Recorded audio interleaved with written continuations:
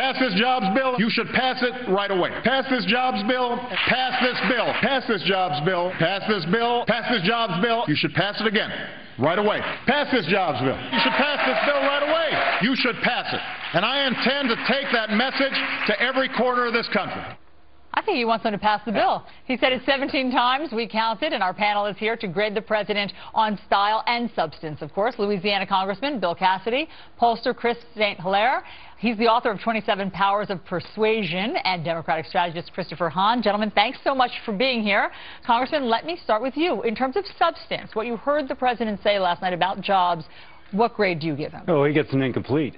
He started off really channeling the American people's angst. And he gave up some things, infrastructure we all wanted, says that it's paid for. But did you hear any details?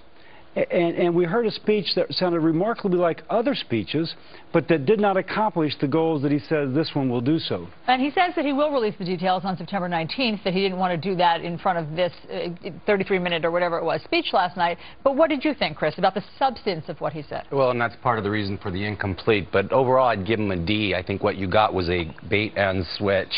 I like the whiteboard.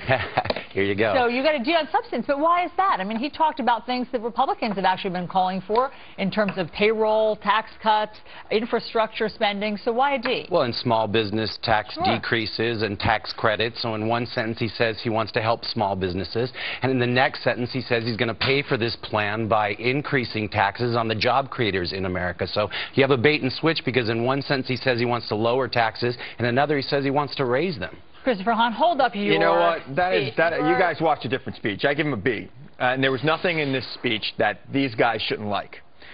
There was tax reforms, not tax increases. Republicans have been calling to flatten the tax code for a generation now. It's time for them to stand up and do it. The president's calling for jobs, for infrastructure improvements, for fixing schools, for hiring cops and teachers and firefighters. These are things Republicans have stood for generations. I am surprised and shocked that anyone in the Republican Party would oppose that. Now, I give him a B because I would have liked to see the complete details of what he was going to do, and I also would have made it larger. I would have done a bigger plan. I would have spent more money on infrastructure. And I don't think stimulus is a dirty word. I know some of these guys might say stimulus is a dirty word, but I think the White House says it's a dirty word. They don't use it in their speeches anymore. The fact is, when all you're doing is borrowing money from other countries to do all these things, it's not sustainable. He says he's going to pay for it. And we see this with the stimulus. It's not been sustainable. Congressman, if he says he's going to pay for it and he shows that he can pay for it, will you support it? Oh, if we see the details, but why is he holding up the details? But if it's there, the details are going to be there in a week. If the details are there and he says he's going to pay for it, hang on. He says he's going to pay for it through a tax increase. He's never going to get through a tax reform. Not right now, as we just heard Gene Sperling say. But Congressman, I want to ask you what you thought about in terms of style, because some people say that it was his most sort of impassioned or direct-sounding speech. Write down what grade you gave for the president in terms of delivery. What did you think, Congressman? In terms of delivery, he gets a C. Because clearly the guy speaks well. He raises his voice, he pauses, he inflects.